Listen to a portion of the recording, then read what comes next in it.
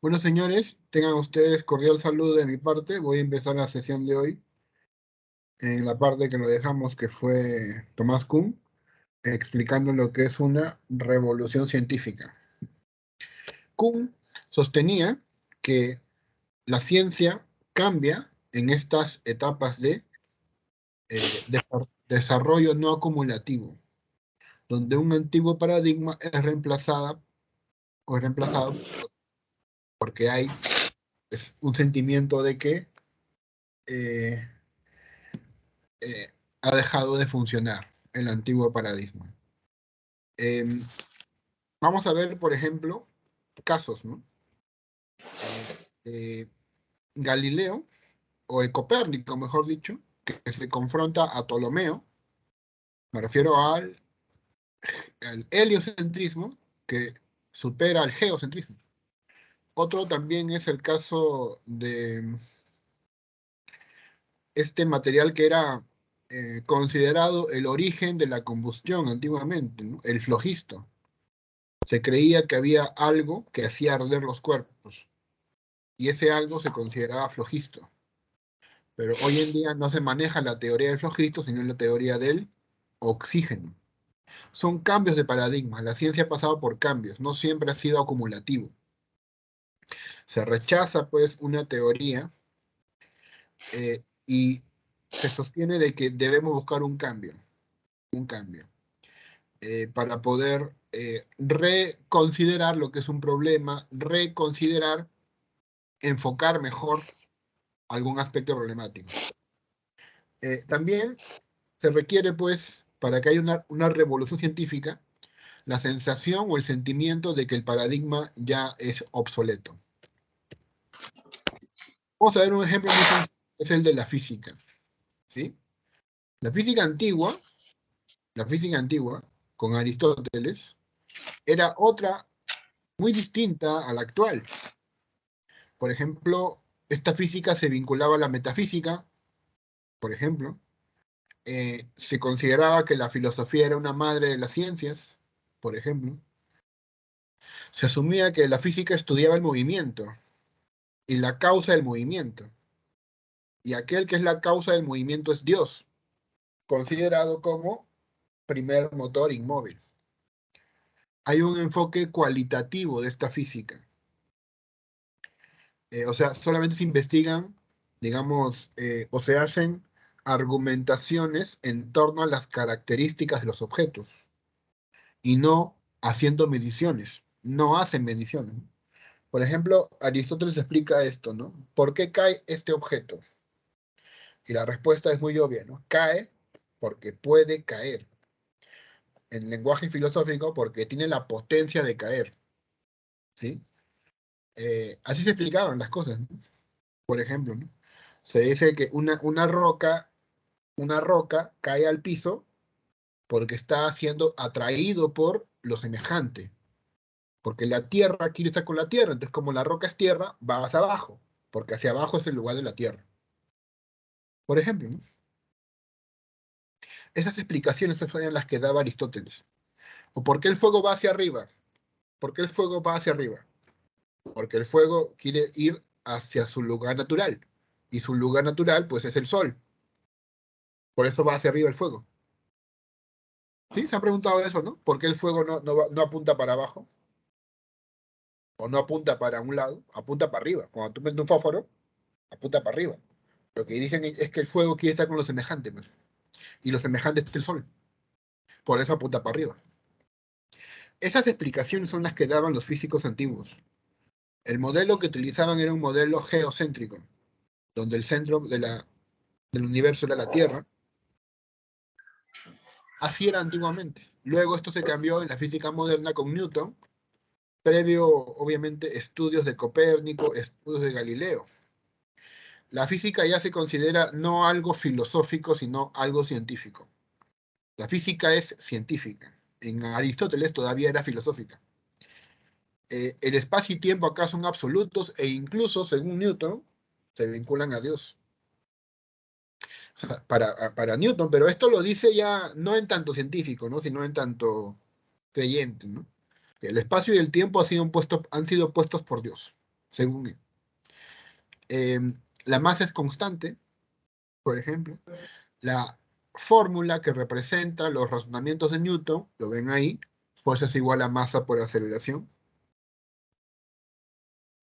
Aquí ya hay un enfoque cuantitativo, ¿no? Se busca cálculos, se busca medidas, ¿verdad? Por ejemplo, un caso muy sencillo, pues un carro que va a 4 metros por segundo, ¿cuántos metros recorre en 3 segundos? 12 metros, ¿no? O sea, ya hay esa búsqueda de los números. Aquí el modelo del universo es un modelo heliocéntrico, el Sol está al centro.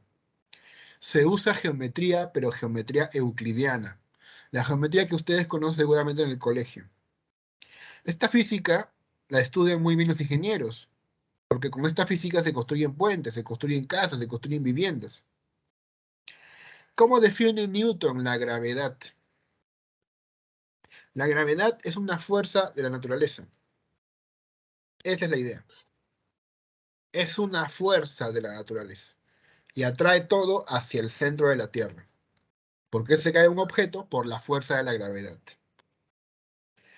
Y la física contemporánea es totalmente diferente.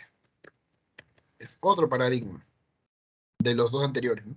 De Aristóteles y de Newton, Einstein es diferente, su propuesta.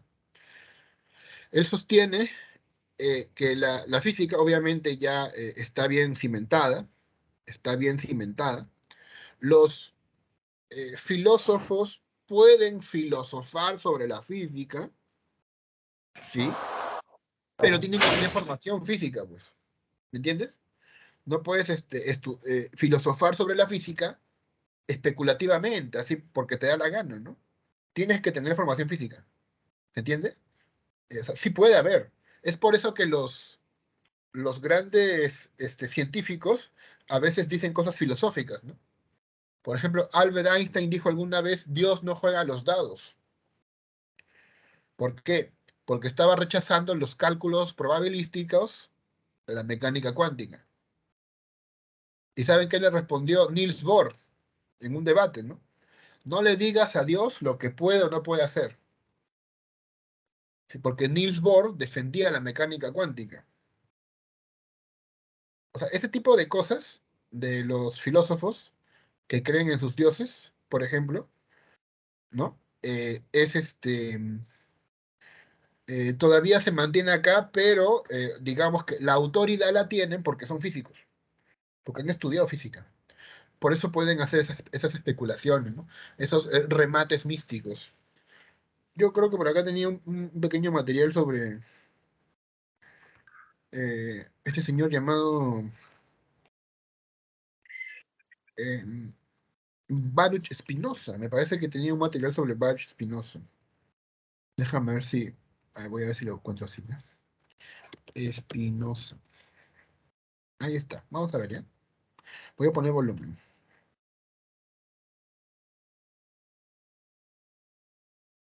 Uy, voy a poner volumen de nuevo.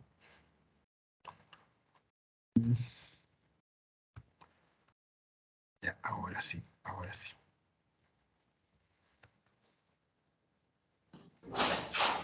Cualquier inquietud que esta contradicción pudo haber provocado en los corazones y las mentes de los líderes de la Ilustración, solo hubo un hombre que se atrevió a abordarla de frente. Otro mago de la luz. Baruch Spinoza fue miembro de la congregación judía de Ámsterdam durante su adolescencia. Pero después de cumplir 20 años, comenzó a hablar públicamente de una nueva visión de Dios. El Dios de Spinoza eran las leyes físicas del universo. Fíjate en eso. Dios son las leyes físicas del universo. Por eso, seguramente por ahí tú has leído que cuando le preguntan a Albert Einstein si cree en Dios, él que responde, sí, creo en el Dios de Spinoza, que es el que estás ahorita conociendo. Para Spinoza, Dios son las leyes físicas. A ver, ¿qué más dice? Su texto sagrado, el libro de la naturaleza.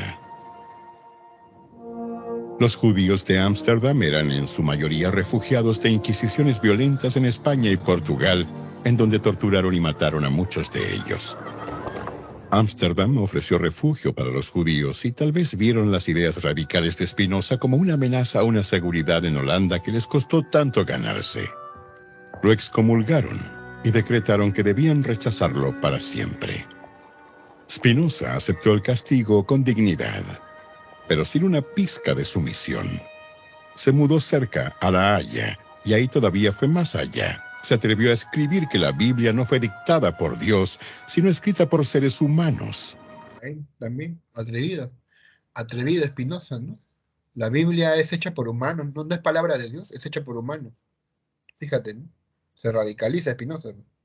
Spinoza escribió: no busquen por Dios en milagros. Los milagros son violaciones de las leyes de la naturaleza. Ese es un concepto interesante. ¿Qué es un milagro?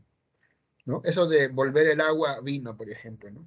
O caminar sobre el agua que hizo Jesús, o algunos dicen que hizo Jesús.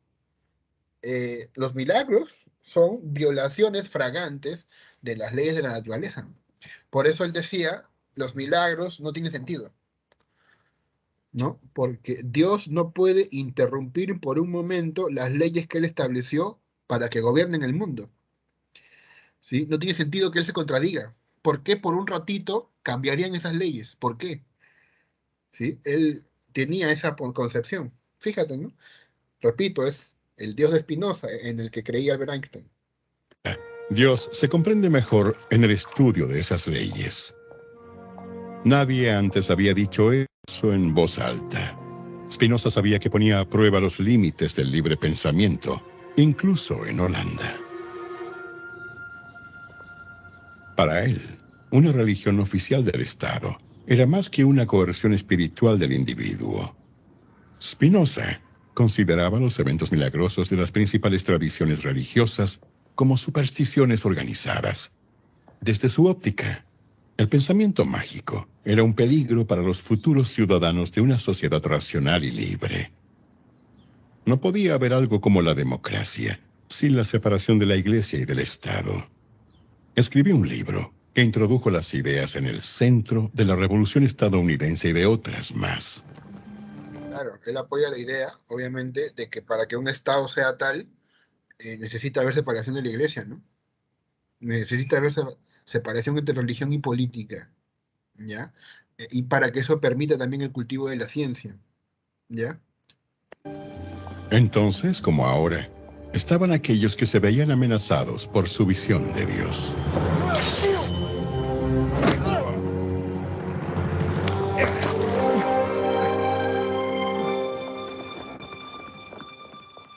Spinoza continuó escribiendo y hablando sobre su visión revolucionaria de Dios. Siempre llevaba puesta la capa con el corte como una medalla de honor. Murió a los 44 años, posiblemente por inhalar partículas de polvo durante sus años de moler lentes para microscopios y telescopios. 250 años después, otro hombre con una pasión por la luz hizo un peregrinaje al estudio humilde que se conservó como testamento a la vasta influencia de la filosofía de Spinoza. A este hombre, famoso mundialmente por encontrar una nueva ley de la naturaleza, con frecuencia le preguntaban si creía en Dios. Albert Einstein respondía: creo en el Dios de Spinoza, que se revela a sí mismo en una armonía de lo existente. Pero Spinoza decía eso, ¿no? Dios es naturaleza. Bueno, o sea, sin embargo, estos remates místicos de los científicos ya lo hacen, pero en base a conocimiento científico. No lo hacen, pues, digamos, especulativamente.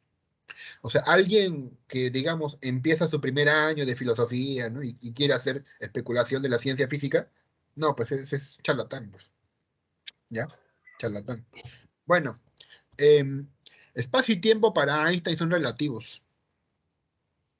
Si un cuerpo se mueve, su tiempo transcurrirá más lento. Y si está en reposo, su tiempo será más rápido. Claro. Por eso, si un cuerpo se mueve a la velocidad de la luz, su tiempo será más lento. Es aquí donde entran las paradojas. La paradoja de los hermanos gemelos, que fue comprobada, no con humanos, pero sí con relojes atómicos. Se mandó en una nave un reloj para que haga un viaje de ida y vuelta, ¿sí?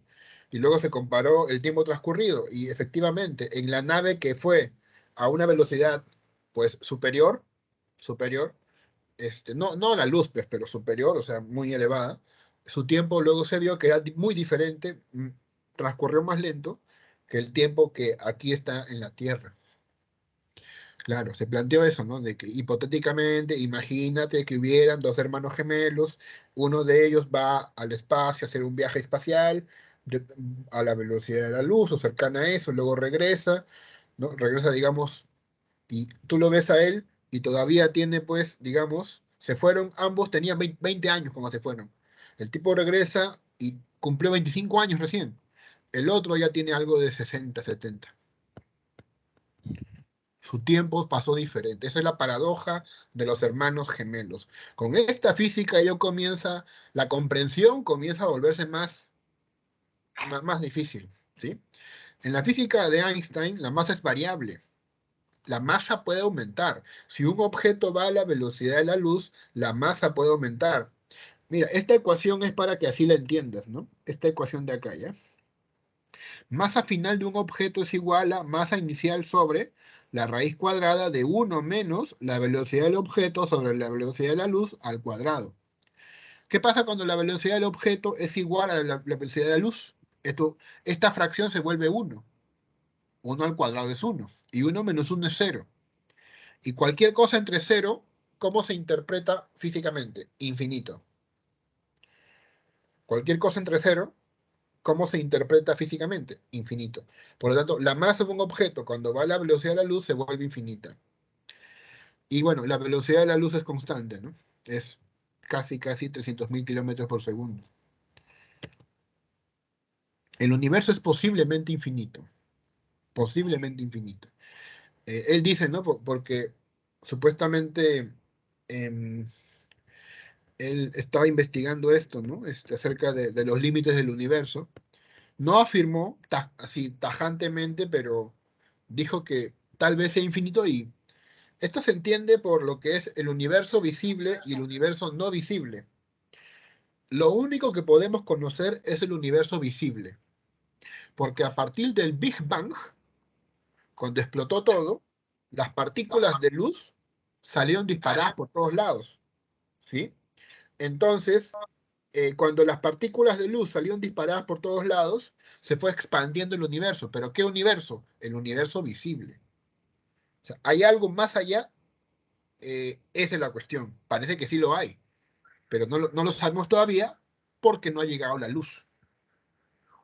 Y esto, según los análisis del telescopio Hubble, el universo se está expandiendo. Cada vez se expande más. Aquí ya no hay un centro absoluto, ¿no? No hay geocentrismo, no hay heliocentrismo. Es relativo, pues. Se usa la geometría euclidiana. Por ejemplo, en la geometría euclidiana, para que lo entiendas de forma sencilla, los triángulos no tienen lados rectos, sino lados curvos. Y ese estudio es muy interesante. Triángulos con lados curvos. Y con eso, Einstein hizo muchos aportes, como la geometría esférica de Riemann, que él aplicó a sus estudios.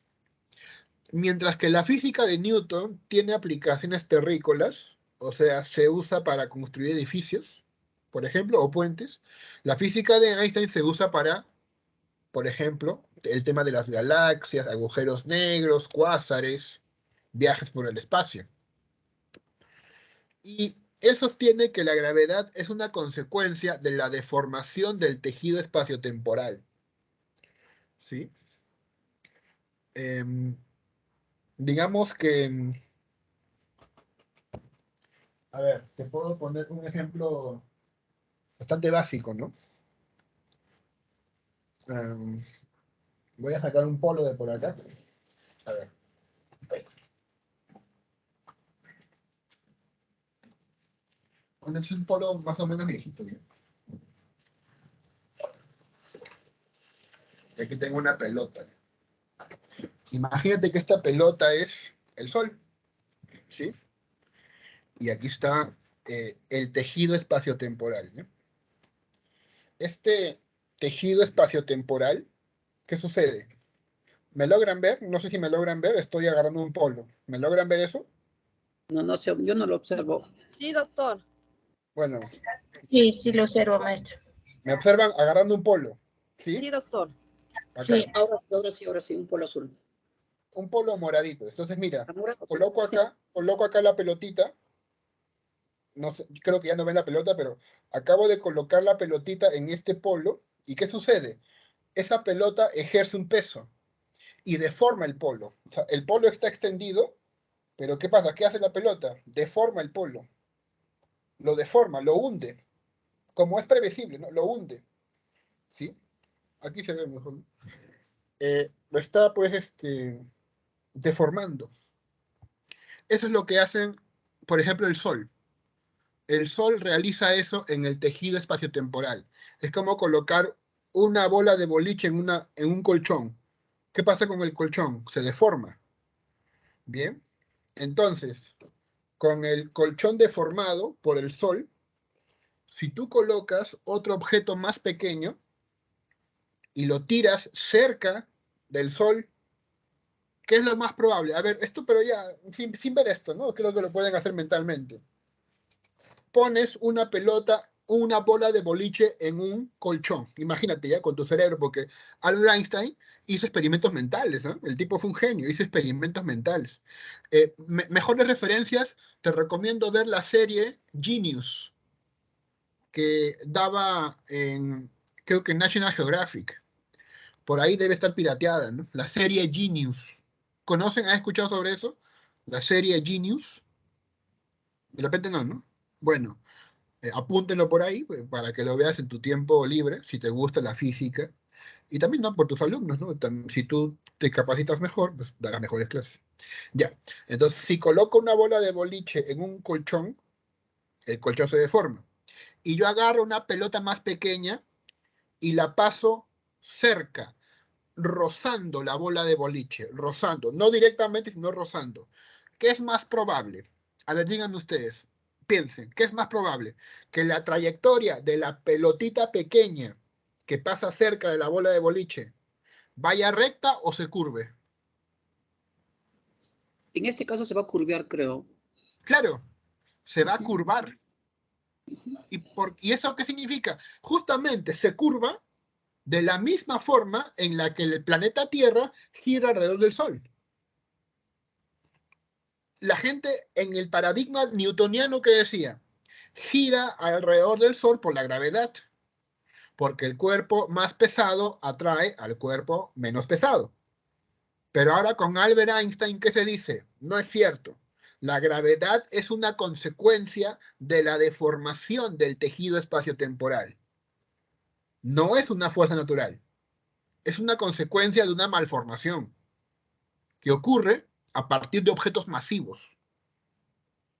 Entonces, cuando tú te imaginas la pelota pequeña curvándose cuando pasa cerca de la bola de boliche, tienes que imaginarte a la Tierra curvándose cuando gira alrededor del Sol. Es magnífico, ¿no? Einstein explicaba así las cosas y la gente lo comprendía, porque en realidad a simple vista esto no es comprensible. Esto ya rebasa el ámbito de una comprensión natural, ¿no? Tienes que poner ejemplos, metáforas, experimentos mentales, ¿ya? Estos son otros paradigmas. ¿Ves? Acabas de ver un paradigma de la física. Estás ante una revolución científica. Cuando ocurre una revolución científica, las cosas se ven diferentes. Es un cambio violento. Por ejemplo, miren la imagen que están ahí. Miren la imagen que está ahí. ¿Qué es esa criatura? ¿Un conejo o un pato? Dime lo primero que se te ocurra. Un pato puede ser. No Pato. sé. Pato, dicen, pato. Ya, te pregunto, sin Puede ser un embargo, conejo también. ¿logras ver el conejo también? ¿Lo logras ver? Yo lo veo conejo, doctor. Conejo lo veo yo, doctor. Aquí está, ¿no? Aunque sus orejas no parecen conejo, pero bueno, por ahí más o menos. Tiene dos orejas y sus ojitos por delante está su boquitas del conejo. Claro. Y si fuera pato, este sería su ojo y esto sería su pico, ¿no? El pico del pato. Sí, yo también. Pero, profesor, ¿es un pato o un conejo? No puede ser los dos. Exacto, exacto. Un paradigma que ocurre después de una revolución científica te hace ver el mundo de forma diferente. Fíjate, es el mismo mundo, pero lo ves de forma diferente. Antes lo veías como conejo, ahora lo ves como pato.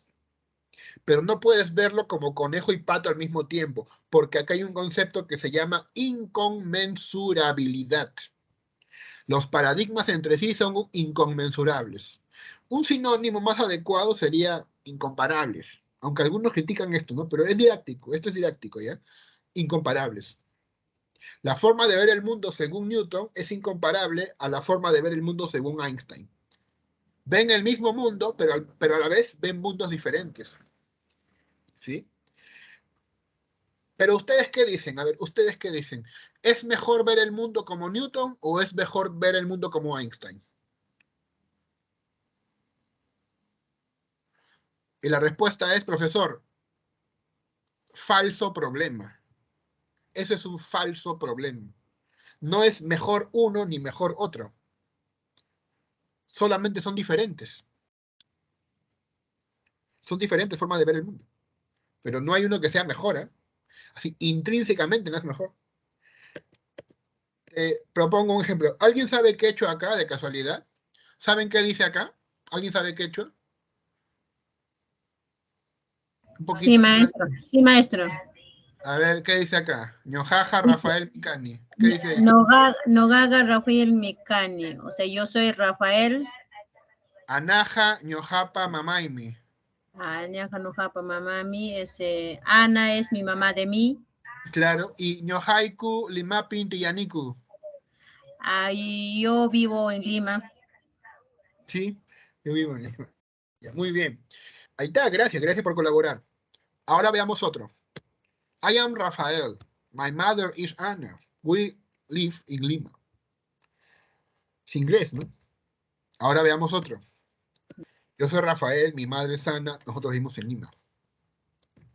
¿Qué es mejor? ¿Es mejor hablar en quechua o en inglés? A ver, abrimos debate. ¿Qué dicen ustedes? ¿Es mejor hablar en quechua o en inglés? En las dos, Bueno, maestro, en creo las dos. que el idioma depende, ¿no? Del lugar donde estemos. Solamente es estar en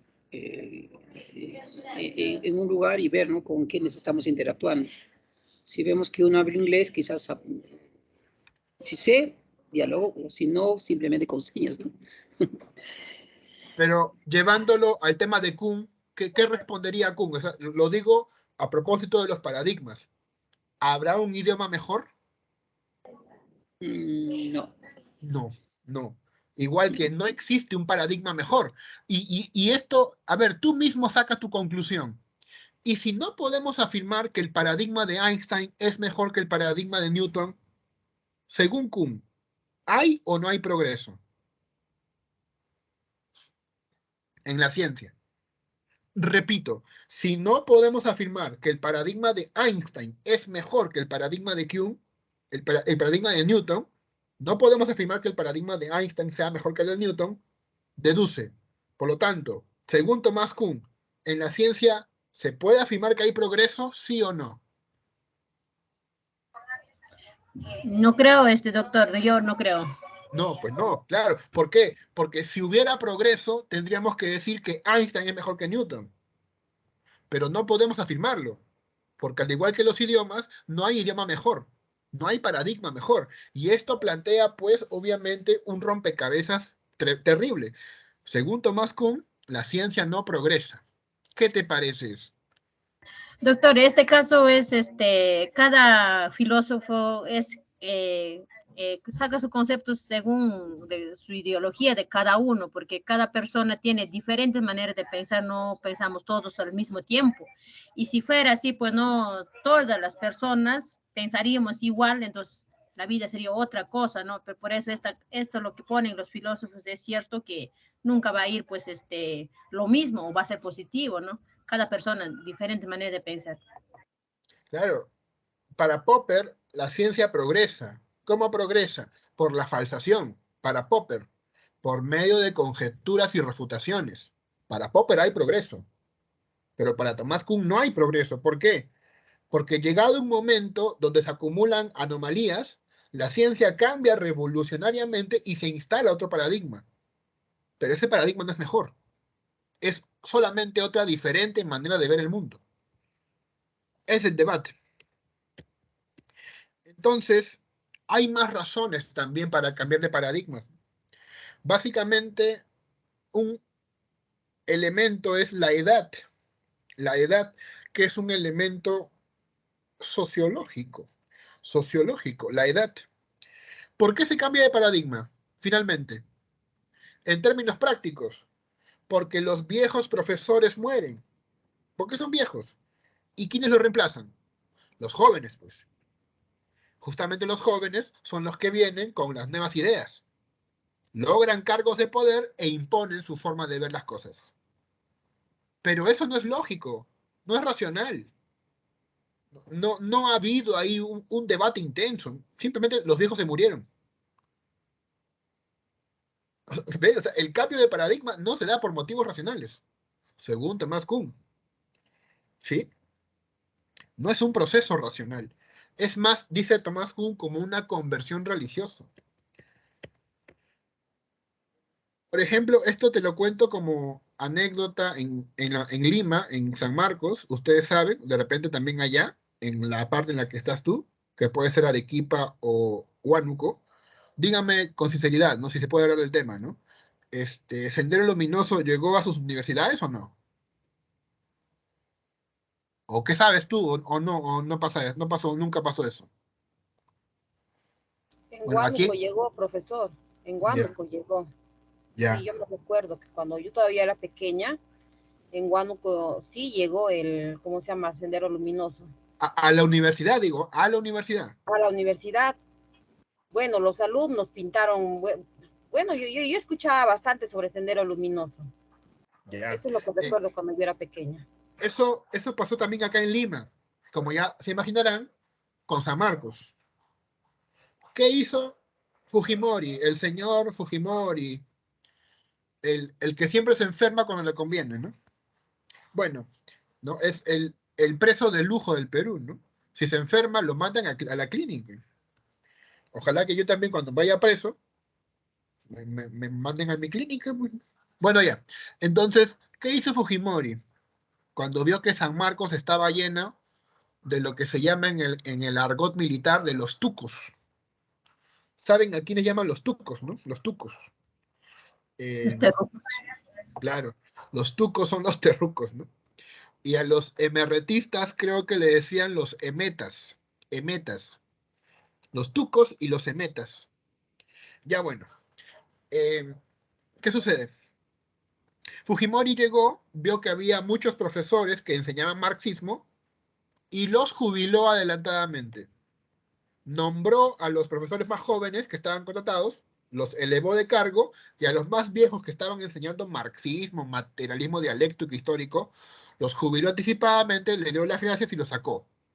E instaló una nueva generación de profesores, claro, cuidando de que ellos no continúen enseñando marxismo, sino que en realidad enseñen lo que debe ser, pues una carrera, ¿no?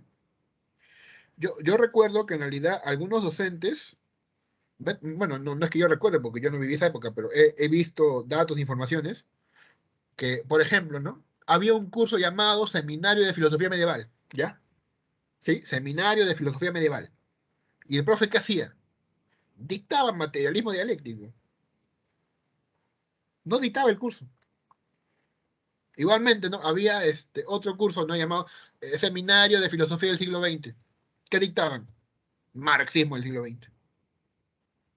Entonces, la universidad, pues, se fue generando, ¿no? Desde la educación, gente que veía con buenos ojos a Sendero, obviamente eh, por, por motivos contextuales. Entonces Fujimori llegó y lo sacó, ¿no? Fíjate, aquí hubo un cambio de paradigma de profesores, un cambio de paradigma pedagógico, si quieres, o educativo. Pero no fue por discusión, no es que derrotaron al marxismo por una discusión. Los cambiaron, los cambiaron. A veces eso pasa en la historia. Esto es más común de lo que estamos dispuestos a aceptar. La ciencia revolucionaria para Thomas Kuhn, entonces, podemos admitir que progresa, pero dentro de su paradigma, ¿no? Progresa un poquito ya. Lo que pasa es que a Kuhn se le fueron encima, porque cuando él dijo que la ciencia no progresa, la gente lo llamó a los congresos, a ver, expon tu posición, y ahí le comenzaron a hablar con Pablo, pues, ¿cómo que no progresa, no? Y todo lo que hacemos acá. Entonces Tomás Kuhn dijo, bueno, progresan, pero dentro del paradigma, pues. Porque cuando viene otro paradigma y lo derriba, eso ya no es progreso, es cambiar todo el juego. No puedes llamar progreso a cambiar todo el juego, aunque sí, dentro del paradigma sí hay un progreso, ¿no? Un leve progreso, ¿no? Bueno, así un poco lo fueron pues poniendo contra la pared, pues a Tomás Kuhn, ¿no? Bien. Entonces el nuevo paradigma debe resolver problemas y también debe garantizar eh, la capacidad de resolver problemas, ¿no? Los paradigmas son como anteojos mediante los cuales se observa una realidad diferente, dependiendo de dichas gafas, ¿no? Los científicos ven el mundo de forma diferente. A ver, señores, hagan un ejercicio, a ver. ¿Qué es un científico qué vería acá? A ver, hagan tus esfuerzos. Un científico, ¿qué vería en esta imagen? Un científico, así, muy, muy afinado. ¿Qué vería en esa imagen? Un científico.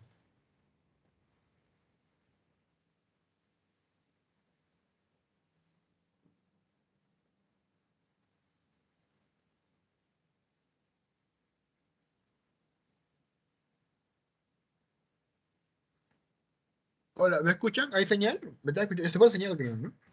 No, sí se escucha, maestro, sí se escucha. ¿Qué vería un científico al ver esta imagen? ¿Qué diría?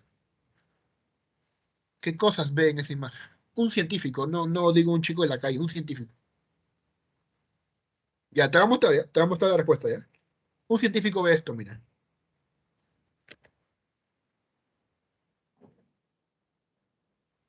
Te explico, mira. Un científico aquí ve fuerza hidráulica. Aquí ve también radiación en el sol. ¿Sí? Ve el ciclo de la fotosíntesis en el árbol. El proceso de la respiración en el conejito. Ve, por ejemplo, cómo fluye el viento. Las curvas que genera el viento en la Tierra. ¿Se entendió esto? De que los científicos ven el mundo de modo diferente. ¿Ya? La ciencia revolucionaria, pues, es interesante, ¿no? Los nuevos paradigmas, pues, conservan algunos elementos de los previos, ¿no? Pero en general es un cambio muy grande.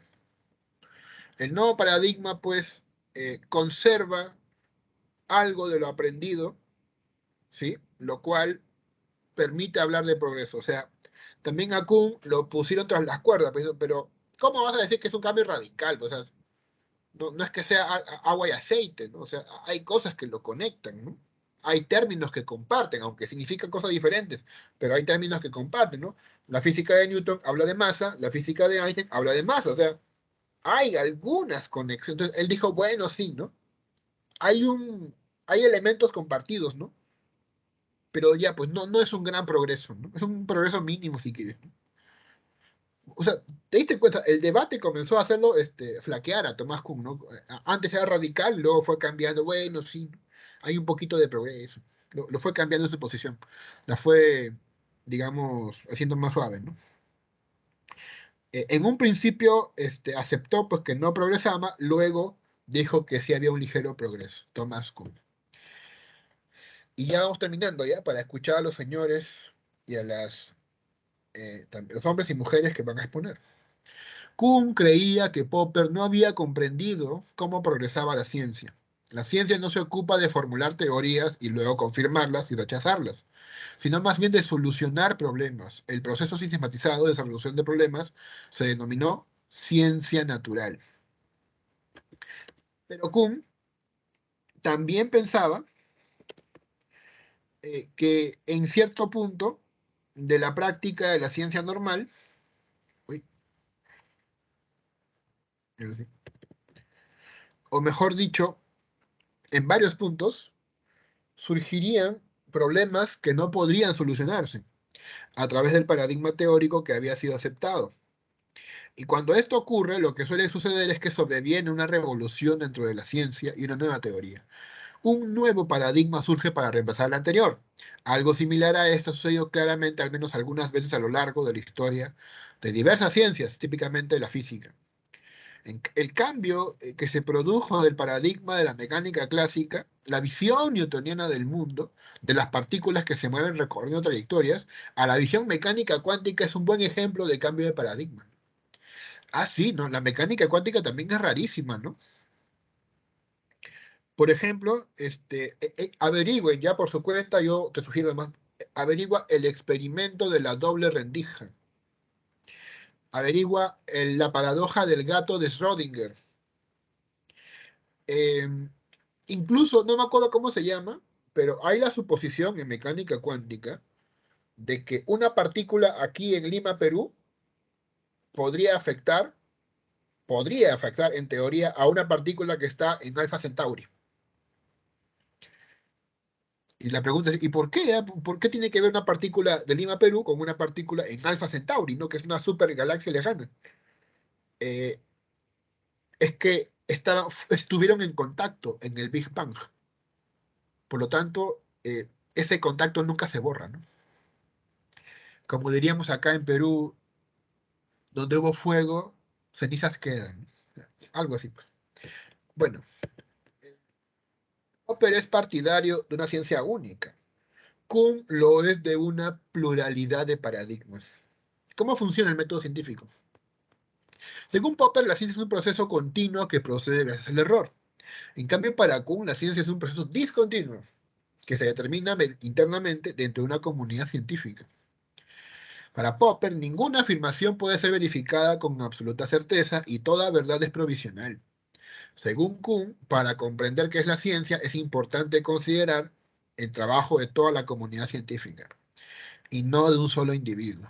De hecho, para comunicarse, los científicos deben aceptar el mismo paradigma, conjunto de teorías, leyes y herramientas que definen una tradición investigadora. Según Popper, las declaraciones científicas deben considerarse verdaderas hasta que ocurra un contraejemplo. Este mecanismo es el principio de falsación.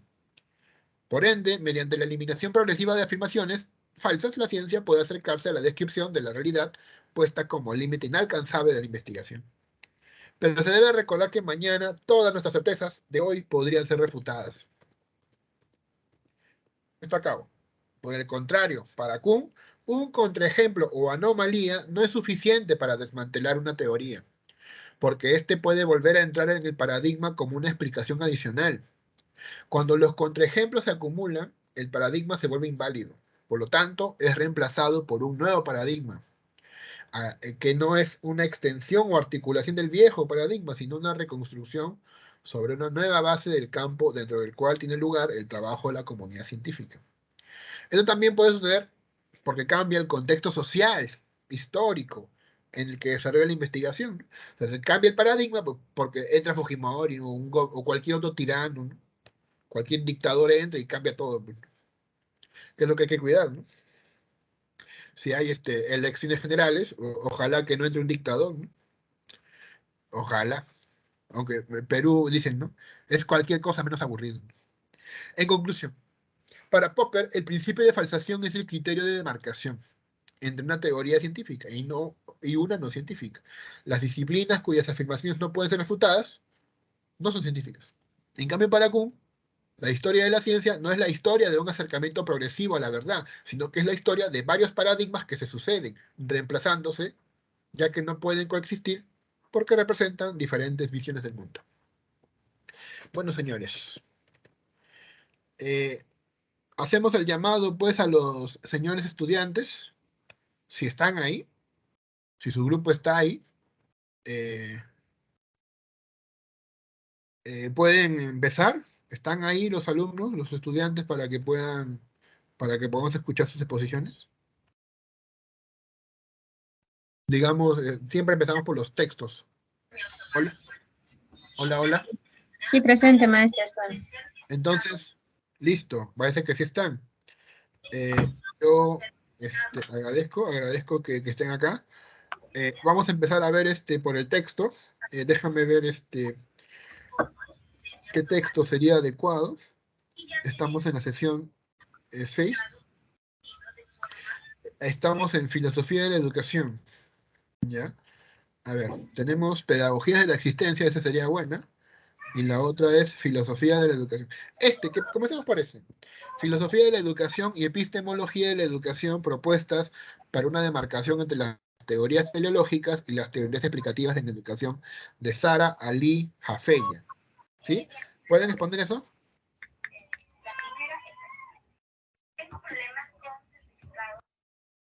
¿Sí? ¿Me escucharon? ¿Pueden responder eso?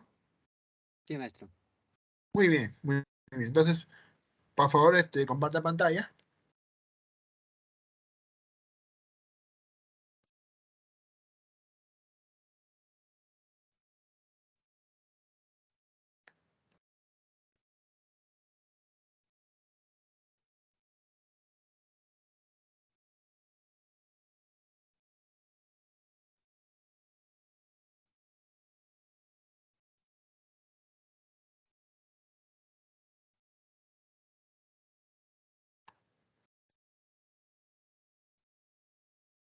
Muy bien, ya estamos viendo. Entonces, le dejo en el uso de la palabra. Escuchamos, por favor. Gracias, maestro. En primer lugar, a saludarle a usted, maestro, y colegas presentes. Recibo un cordial saludo, buenas tardes, ¿no? Enseguida, para exponer sobre el tema asignado, filosofía de la educación y epistemología de la educación. Propuesta para una demarcación entre las teorías ideológicas y las teorías explicativas en educación. Somos del grupo 3, los integrantes: Carrillo, Melgarejo, Eliezer, Juan Falcón, Leví, Pacheco, Modesto, Rómulo, Wilder, Pomasino, Espírita, Leonides, Emilda,